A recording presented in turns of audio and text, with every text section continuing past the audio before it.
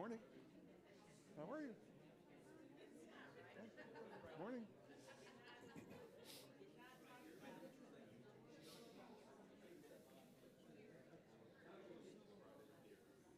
Good morning. Welcome everyone to the fourth quarter resident town hall, held in November, obviously, this year. And to start off our meeting, I'd like to welcome up Aaron Bundy for the pledge. If you would rise, please.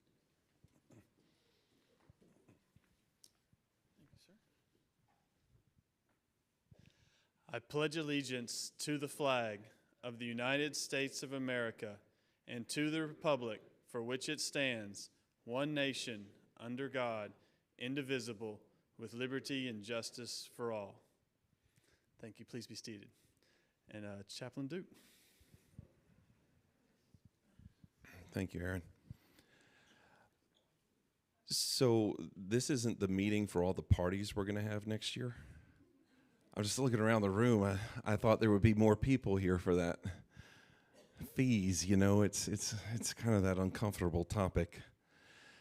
But how many times this week have I heard someone say, much less the last 6 years that I've been here, how lucky they are, how grateful they are to live here?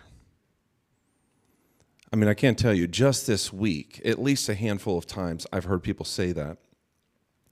Especially when a beloved dies, or there's a new diagnosis, or they meet somebody in the dining room who has a vastly different experience of life than they do, and they see life from a whole new perspective. It's amazing. I mean, these relationships are priceless, and that's what I hear from people over and over again. Now, we got to be honest, right? None of us like fees going up. I'm paying more for health insurance next year. We feel that pinch at the house as well. But that also exists in the context of these relationships in which we live. So maybe this morning, as we all experience an increase in fees in different areas of our lives, we remember that this is in the context of these relationships that are priceless. So, let's pray.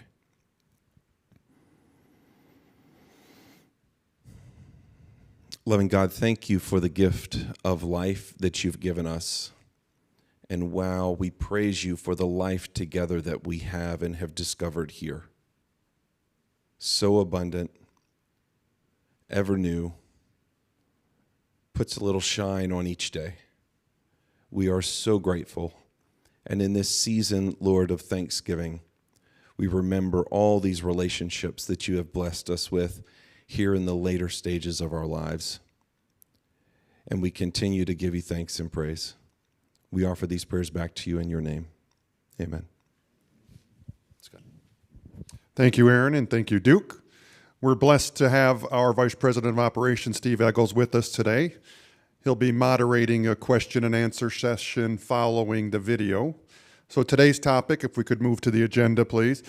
We'll have, we've had these, I've been here, and Aaron and Duke. The ACTS operating budget 2025, we're going to be showing the full-length video. And it was shown 8 times Wednesday through Saturday of last week. And then we'll have a question and answer session with Peggy Valdivia, our ACTS Vice President and Controller, that Steve will moderate. So with that, we'll move right into the video. Thank you.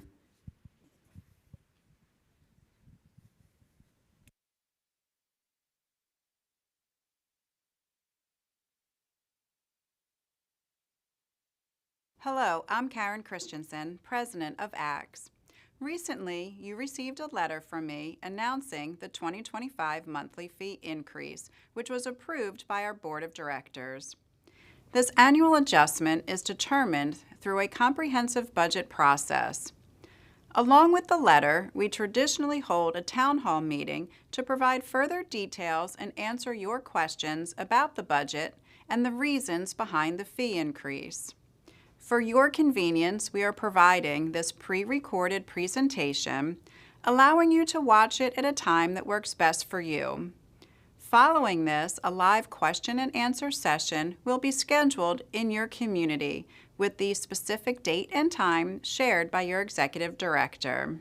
The primary focus of today's presentation is the 2025 operating budget, specifically for the ACT's obligated group.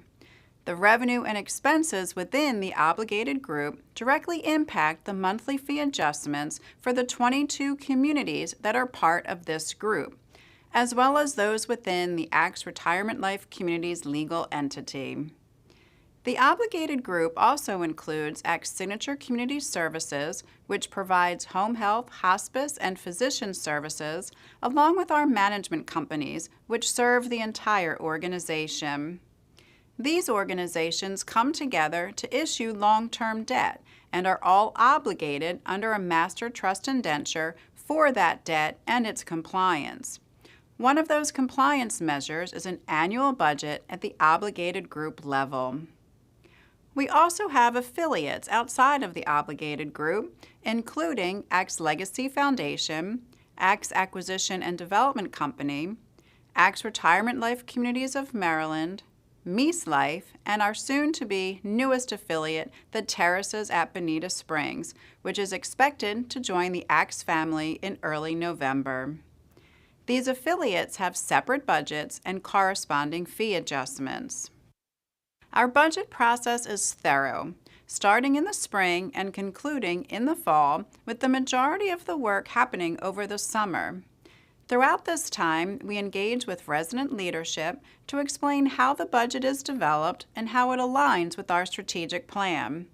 This ensures that our financial health remains strong and supports our investment-grade bond rating. During the budget process, we meticulously review every revenue and expense item across all departments and communities. This comprehensive approach helps ensure operational alignment and financial consistency across the organization. Once all budget elements are reviewed and consolidated, management presents a final recommendation to the board for approval, which includes the proposed monthly fee increase. Now I'd like to introduce Sue Ahern, our Senior Vice President and Chief Financial Officer, along with Peggy Valdivia, our Vice President Financial Services. Sue and Peggy will walk you through the primary factors, assumptions, and key drivers behind the monthly fee increase. They will also explain how the budget was structured to meet our goals, balancing the need for the lowest possible fee increase while maintaining the financial stability of our organization. Thank you, Karen. As part of the budget process, it's important to look at the world around us to see how we anticipate external influences will impact the budget for the upcoming year. There are a few key economic indicators that we focus on each year. The first is inflation. Inflation continues to trend in the right direction after more than 2 years of the worst inflation crisis seen in a generation, and is moving closer to the 2% target set by the Federal Reserve. As seen on the chart, inflation for September was 2.4%, the lowest it's been since February of 2021. It is expected to continue to decline and fall slightly below the Federal Reserve's 2% target during 2025, resulting in interest rate reductions. This provides consumers a chance to regain some of the purchasing power they lost. This leads us to another important economic indicator that impacts the budget, which is the labor market. We see the gain in purchasing power on this chart. Wage growth is now exceeding inflation, as indicated with the blue line, which represents wages, higher than the black line, representing inflation. This means that team members have real purchasing power and that their annual increase is not entirely going to keep up with inflation. This helps to ease the pressure on wages, which has been significant over the past few years, since workers no longer need to demand such high wage increases to keep pace with inflation. The job market is anticipated to cool slightly, with the number of new jobs added leveling out. When fewer jobs are added, it helps us fill vacant positions as there are not as many job openings for those seeking work. This also helps to take pressure off wages as the competition for workers is reduced as the number of job openings decreases. The unemployment rate, noted by the blue line in the chart, is hovering around 4%. While still historically low, it is higher than the 3.8% last year and helps to ease pressure on salary and wages as the pool of workers looking for jobs increases. The unemployment rate is forecasted to increase to 4.4% during 2025. The real estate market is also a key economic indicator that impacts the budget, as the majority of our prospective residents have a home to sell prior to joining the ACTS family. Home prices are predicted to continue to rise, but at a slightly slower pace. The housing market is expected to remain healthy, with a reduction in mortgage rates attracting more buyers to the market. There is still an imbalance between the supply of homes for sale and the demand, with demand exceeding the supply, although the supply is expected to increase over the next year. As we look ahead to 2025, economic conditions are expected to stabilize, with a soft landing expected in 2024 and the unlikelihood of a recession in the near term. While much of the look ahead to 2025 is forecasted, we do know Social Security Cost of Living Adjustment, or COLA, will be 2.5% as previously announced. We're often asked why the monthly fee isn't equal to the COLA.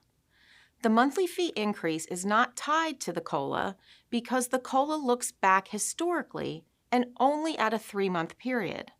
The monthly fee increase looks forward to the future and how our revenues and expenses will change, specifically the salary and wage increase and increase in team member benefits. As a result of the anticipated stabilization of the economic indicators, we are anticipating slight improvement in our financial objectives over the 2024 budget. It's now my pleasure to turn the presentation over to Peggy to walk you through our census, revenue, and expense assumptions. Thank you, Sue. It truly is an honor to present the 2025 budget. Starting with independent living occupancy, we'd like to see occupancy roll from one budget year to the next. Based on the strong sales activity year to date through September, we are anticipating that the 5,634 units occupied at the end of the year, which matches our 2024 budget, will be the beginning of the year occupancy for 2025. Consistent with our history, a good portion of our move-ins are expected to happen during the fourth quarter. Occupancy will improve during 2025 since move-ins outpace turnover, ending the year with 5,661 units occupied and 94% occupancy. The 668 move-ins are made up of resales. The number of resales moving in during 2025 is anticipated to increase over the 2024 budget, while the number of units turning over is estimated to decrease. A unit turns over when a resident contract is terminated or a resident transitions to a higher level of living. The net reduction of 62 net move-ins compared to the 2024 budget are primarily related to not having any new independent living expansion units generating initial sales in 2025. In the healthcare center, the 2025 budget assumes an aggregate occupancy of 84% for both Oakbridge Terrace and Willowbrook Court. This means that some communities may be above this percentage, while others will be below. As part of the budget process, we do review the payer mix in Willowbrook Court with every community. You can see in the box at the bottom that the payer mix remains relatively consistent year to year, with our life care residents having the highest utilization. For private pay residents in Oakbridge Terrace and Willowbrook Court, we increase the room and board rates each year. Based on the competitive analysis, the increases vary slightly by community, with an average approved increase of 4% for these levels of living. CMS, the Centers for Medicare and Medicaid Services, did announce a 4.7% increase for Medicare reimbursement rates. This increase will be offset by CMS's productivity adjustment of 0.5%, but represents an overall slight improvement over the prior year increase of 4%. Other revenue also includes management and marketing fees paid by the affiliate communities. The affiliate communities pay the obligated group a percentage of their total revenues and entrance fees. The 2025 budget includes management fee income of approximately $8.3 million from our affiliates.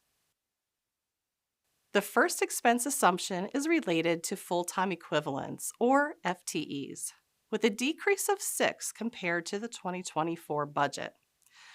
We calculate full-time equivalents by taking the total budgeted team member hours and dividing by 2,080 annual full-time hours. This means that you could have 2 or more team members making up 1 full-time equivalent if they work part-time. The change in FTEs can be categorized in 3 different areas, as seen in the box on the right. An increase of 3 FTEs for new and expanding programs related to regional mental health clinicians and transportation services.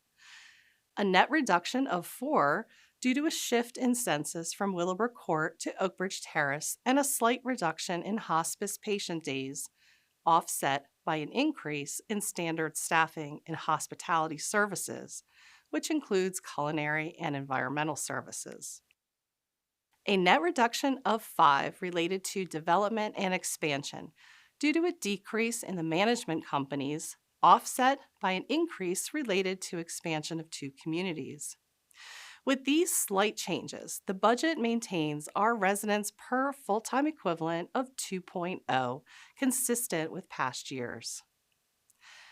The increase in average wage rate between the 2024 budget and the 2025 is due to a proposed salary and wage increase, as we will see in the upcoming slide. Each year, we evaluate a number of different compensation surveys, publications, and our own experience in hiring and retaining our team members, and evaluating what increase to pass on to our workforce. Due to decreasing inflation and an increase in real wages, take-home pay, the expectation that the unemployment rate will stay in the 4% range, and the fact that ACTS has experienced reduced turnover and higher retention, the board approved a salary and wage increase of 3.25% for both hourly and salaried team members. The salary and wage increase will be effective the third pay of 2025, prorated for team members hired after January of 2024. An additional $2.8 million is budgeted to cover other rate adjustments and staffing costs, including market rate and compression adjustments, referral and sign-on bonuses used for recruitment, and on-call and extra shift pay, which are tools used to help reduce agency nursing and overtime. Benefits are a very important part of our total compensation package that we provide to our team members. The health insurance budget starts with actual claims experience and then adjusts for market trends. These market trends anticipate an 8.2% increase related to medical costs and a 15% increase for prescription drugs. We made minor medical plan changes to copays and deductibles and spousal and tobacco surcharges. Team member contributions are planned to increase 6 to 10% depending upon the plan and coverage chosen, supporting a cost share of 71% paid by the employer and 29% paid by the team members. The vast majority of our team members elect single coverage, representing 72% of participation. In other expenses, the 2025 budget includes a 3.8% increase in raw food dollars. This includes a 4% inflation factor and an increase in independent living census, offset by a decrease in healthcare center census. We do anticipate a 2.2% increase in utility cost, largely related to increases in cable television due to enhanced service delivery to residents, offset by decreases in electricity and natural gas due to recent contract renewals. The 2025 budget assumes a 4.2% increase in insurance, mainly related to property insurance, based on recent renewals, slightly offset by a decrease in workers' compensation. There is a 0.9% decrease in contracted services due to a decrease in agency nursing utilization, offset in part by an increase in costs related to cybersecurity and contracted property management services. We do anticipate a 9.6% increase in supply costs, largely related to system software, medical and nursing supplies, chemical and cleaning supplies, and landscaping-related supplies. And finally, the 2025 budget assumes an 8.1% increase in other expenses such as marketing and advertising, as well as technology investment. Now I'll walk you through how the change in occupancy, revenues, and expenses impact the approved rate increases. To summarize the impacts of the census, revenue, and expense assumptions that I just reviewed, the recommended base 3.25% salary and wage increase costs $7.3 million. Increase in team member benefit costs represents $3.6 million. Contracted services, supplies, and food costs, $2.7 million. Fixed costs such as utilities and insurance and real estate taxes cost $1.4 million. And all other expenses cost $2 million. These expenses can be offset by additional revenue generated by increased census and a full year of the Matthews Glen Independent Living expansion for a combined total of $4.1 million and $1.2 million of additional investment income on higher invested balances. If we net all of these numbers together, there is a total need of $11.7 million. We know that a 1% increase in the monthly fee generates approximately $3 million in additional revenue. So based on management's recommendation, the board approved the following increases. A 3.9% monthly fee increase, which would be applied to Tier 6, which is our current pricing. The dollar amount calculated on current pricing would then be applied to the lower tiers. This means residents in the same size apartments will receive the same dollar increase and share in the increase in cost proportionally. As noted in the chart, 92% of our residents are on Tier 6. The same increase would be applied to Preview to Life Care rates. A 3.9% increase to the standard second person fee capped at $2,182 with the dollar value of that increase applied to the second person fees below the standard. An average of 4% increase for private pay residents in Oakbridge Terrace and Willowbrook Court. Finally, for new residents, entrance fees will increase between 3.5% and 4.5% with flexibility for limited discounts and incentives. The entrance fee increase will be effective November 1st, consistent with past practice, since we aren't required to give notice of the increase. Management at all levels of the organization works very hard every year to keep the monthly fee increase as low as possible while meeting the other budget objectives. With the approved budget, our 5-year average is 4.86%, and our 10-year average is 3.92%. Ziegler, an investment banking firm, conducts a CFO survey each year on what monthly fee increase providers are anticipating passing on to their residents. This year, the initial survey results was an average of 4.38% for 2025. And their final average increase for 2024 in monthly fees was 5.2%, compared to ACT's 4.65%. At this time, I'm going to turn the presentation back over to Sue. Thank you, Peggy. One of our efforts during the budget process is to balance changes in revenue and expenses so that the outcome is the lowest possible monthly fee increase while meeting the financial objectives. Those financial objectives are set in support of our long-term financial viability. We measure a variety of financial indicators, one of which is operating income, which takes total revenue and subtracts total expenses. The 2025 budget is $2.4 million, showing a slight improvement over the 2024 budget. If we take the operating income and divide it by total revenue, it gives us the operating margin. The 2025 budget reflects a modest margin of 0.4%, which improves slightly over the 2024 budget results. Another way to measure financial performance is to look at cash activity only. The operating ratio compares cash expenses to cash revenue, so we want this number to be below 100%. The 2025 budget is 98.4%, again, showing slight improvement over 2024. Since this is less than 100%, it means that cash revenue exceeds cash expenses, which provides for an operating surplus. The current operating surplus target for 2025 is $7.9 million. We would take the estimated operating surplus of $7.9 million and add it to the net entrance fee proceeds of $181 million. We will use the cash to fund the following.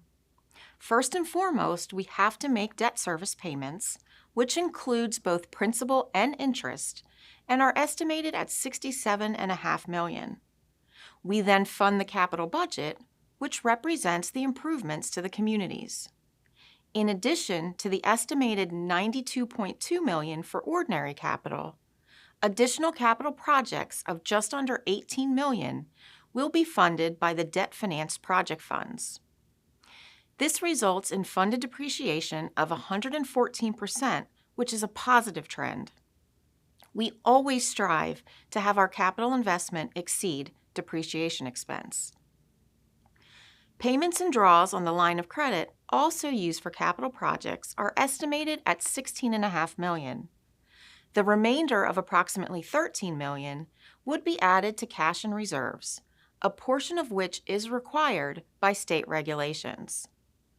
This cash flow activity is used to calculate two key financial indicators, which are also debt covenants, which are set as extremely low levels. The first is debt service coverage, which takes the $189.2 million of net cash proceeds and divides by our maximum annual debt service. We have a very healthy coverage level of 3.0 times coverage. Days cash on hand measures liquidity as you take the total cash and reserves, including those held as state-required funds, and divide it into daily cash expenses, including interest. We are expecting days cash on hand to be 235, including Meese Life as a potential new member of the ACTS obligated group. The financial performance supports our A- credit rating, which was affirmed by Fitch Ratings in November of 2023. We are proud to be part of a small group of senior living providers that have an investment grade rating. There are only 158 senior living credit ratings, and only 33 are in the A category.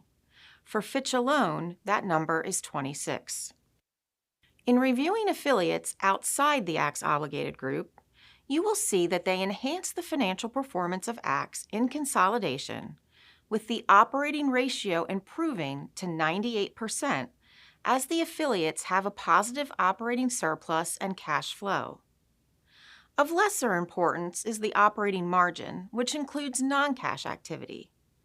Given the addition of the terraces, a fairly young community, net non-cash items will be negative for a few more years until amortization of entrance fees grows and exceeds depreciation expense. But in consolidation, the operating income and margin remain positive. In summary, providing quality services to our residents will always be our highest priority. As we look forward to 2025, since we are a service industry, to provide these services to our residents, we need to offer competitive wages and benefits to attract and retain talented team members. We never lose focus on improving occupancy for all levels of living while controlling expenses to protect the long-term financial health of the organization. We balance all of these priorities so that the budget includes the lowest possible monthly fee increase. As Peggy mentioned, management across all levels of the organization works extremely hard each and every year to put forth a fiscally responsible budget. On behalf of management, we are proud that the 2025 monthly fee increase is lower than 2024 and less than 4%. At this time, I would like to turn the presentation back over to Karen. Thank you, Sue and Peggy, for that thorough review. And thank you all for watching this presentation. I hope it has given you a clear understanding of the key components and assumptions that shape the 2025 budget. If you have any questions, please submit them to your Executive Director ahead of the Community Town Hall meeting. We sincerely thank you for choosing ACTS and deeply appreciate your continued support and partnership. May God bless you, your loved ones, and the entire ACTS family.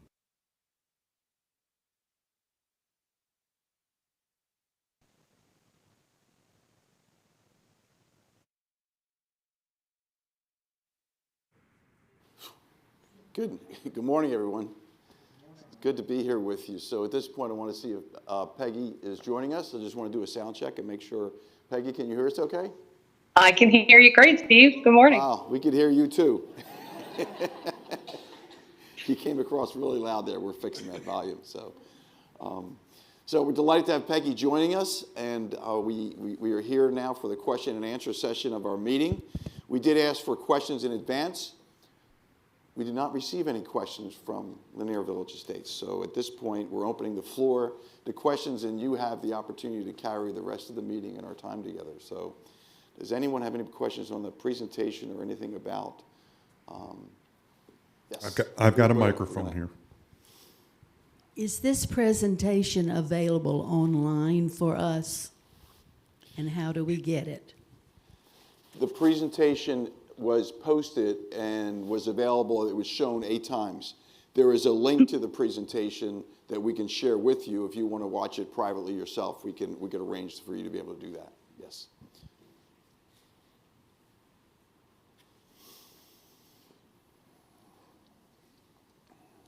There we go.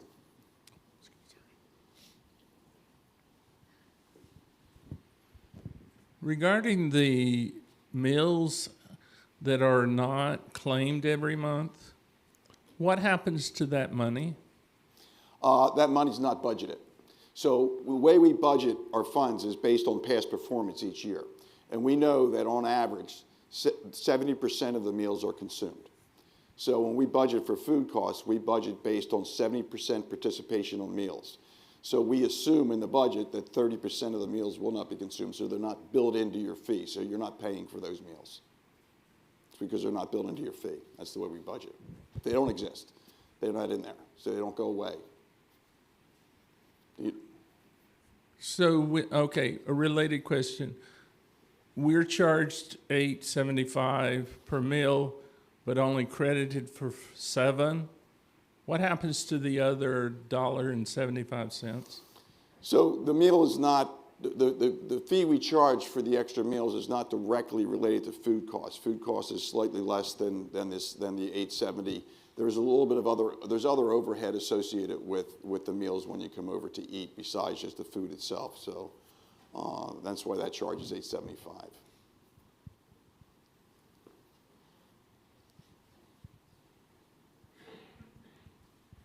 Yeah, I have a question. For those of us that are not on the food plan, that live not in the apartments, the overall monthly fee went up 3.9%. I noticed the food costs went up 3.8%. Labor costs went up 3.25%. But the credit that we get for not being on the food plan did not change. So I was curious as to why that didn't change. Yeah, and Steve, I can take that. So when we develop our optional opt-out, so for certain residents that are in carriage homes, villas, cottages, that's an option. They receive $190 a month. So that equates to about $6.33 a day. And in the 2025 budget, the dollar amount of just the raw food cost in that budget with the 4% inflation comes to $5.47. So we always look to see, whether the raw food dollars that we would have to, to put out equates or at least makes you on par. So, you would be getting maybe that's $6.33 but the raw food cost itself is a little bit lower than that. And we have the ACT's purchasing power, so we understand that there's that differential that's in your favor.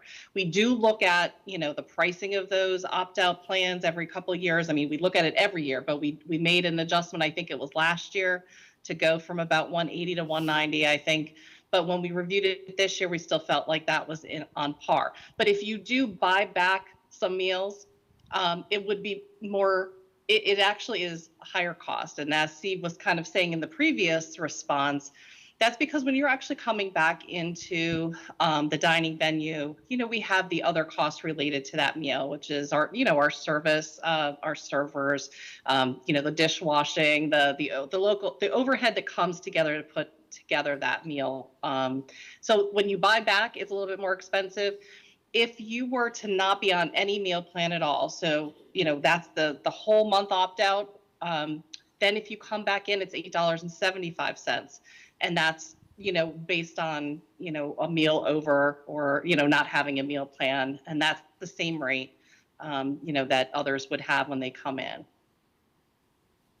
Okay, and I have another question. It's not related to that.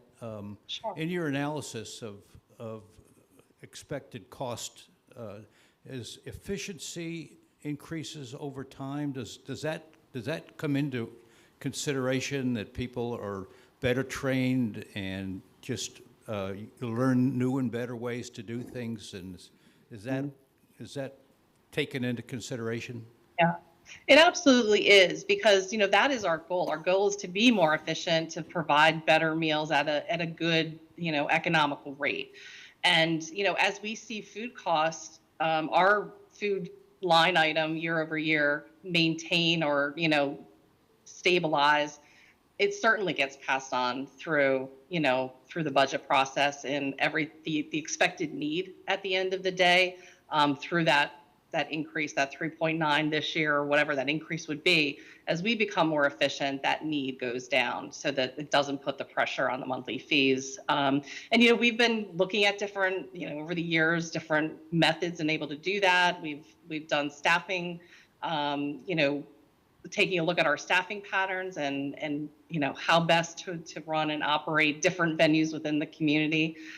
So I know it's a focus. I know cook to order. There's a lot of things where we really want to see better food service and more economically delivered.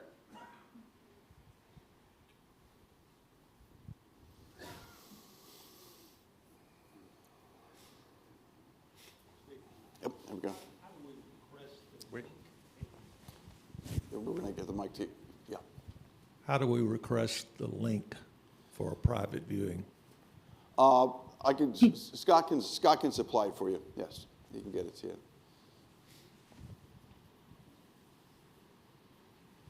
We don't have Vimeo running in this community yet. I take it. Yeah. So but in the future, what we're working on is there's going to be an ACTS TV network. We're going to give everyone a Chrome stick so that you could download the ACTS TV app, and you'll be able to watch videos. There's going to be a video library, and there's the whole history of them. So you'll be able to go onto your television set whenever you want and watch these videos. And that's coming within the next 12 months. So next year it'll be instantaneous for you. But in the meantime, we'll get you the link. And we will have multiple training sessions for that, because I know it'll be challenging for all of us. Mm-hmm. There's a question right here. Mike's coming up to you. Yeah. Since we invest so much money on a monthly basis, what are our chances of getting to see your financial statement? Yeah, so our finance, Go ahead, sorry, Peggy. Steve. Our financial statements are available on a quarterly basis for the ACTS obligated group. We do that for all of our bondholders, but I can certainly send copies of that to Scott to put in your libraries so that you can see how we're doing throughout the year. But that's done on a quarterly basis. Good. Good. There's also the annual report that's published and is available online each year. So.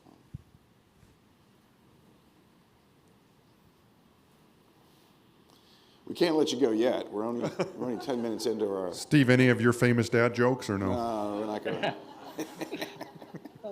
I'm not gonna take a chance on that. That's. So, well, I got one.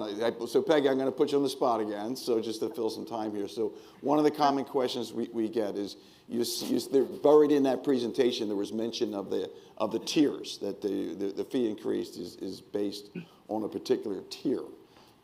And just many of you may know what the tier system is, but a lot of residents each year, don't know because we don't talk about it that much. So, I'm going to let Peggy give you some information on what the tier system is with our fees. Great. Thanks, Steve.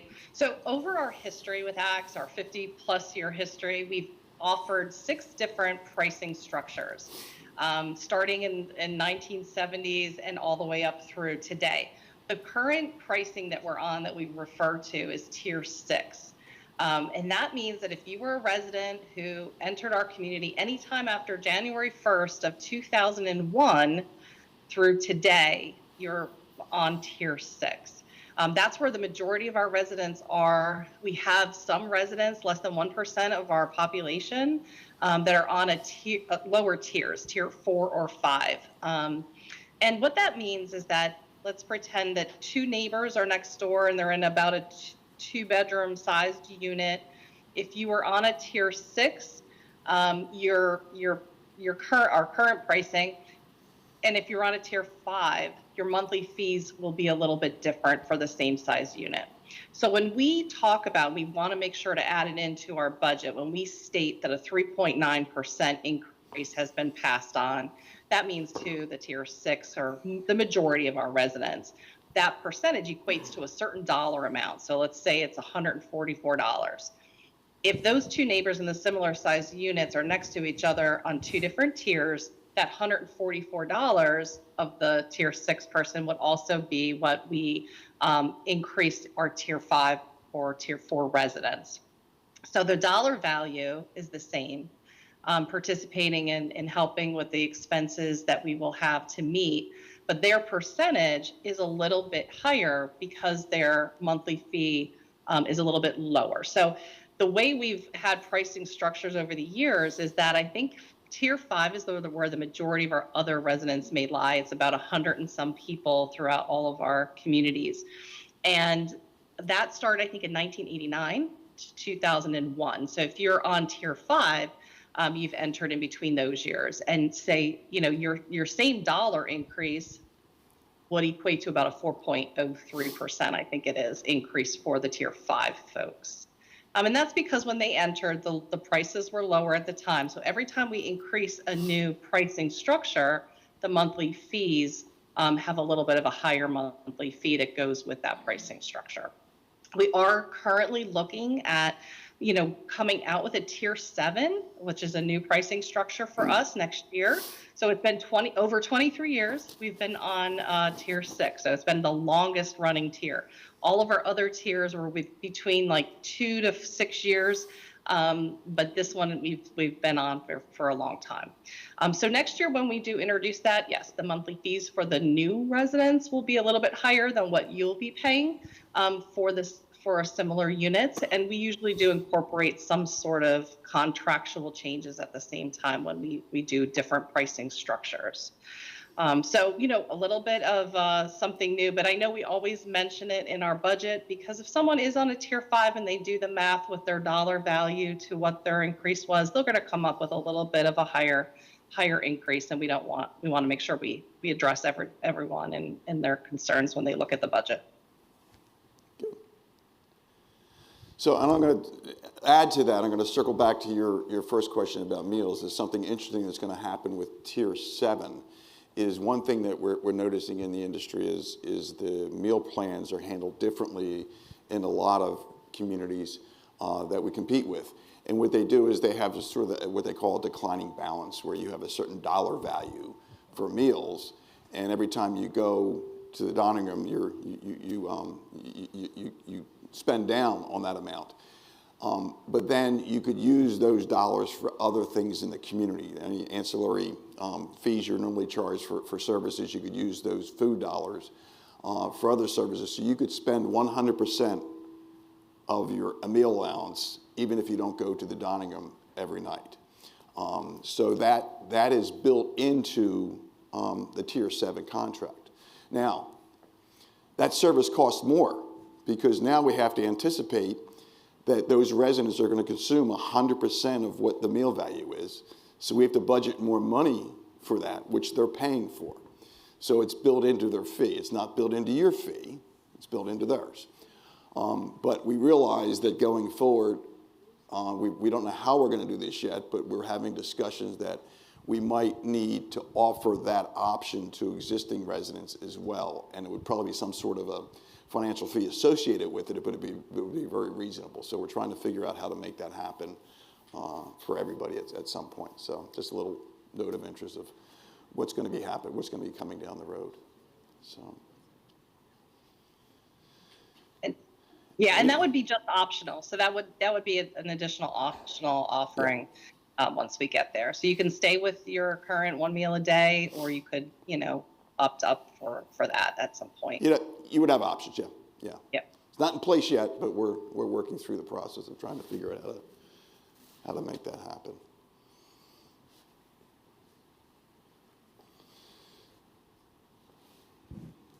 Okay. Good. Usually count to 7 is the number we get to before we determine there's no more questions. Okay. Well, thank you for the conversation. I'm going to be around for a little while after the meeting if you want to talk to me one-on-one, if you have any specific questions you'd like to discuss. I appreciate you being here, and I would like to invite you to enjoy the rest of your day. Thank you, everyone, and thank you, Peggy, for Great. Thank plugging you. in. Thank you, everyone. Good Take care. morning. Have a good day. Thank you all.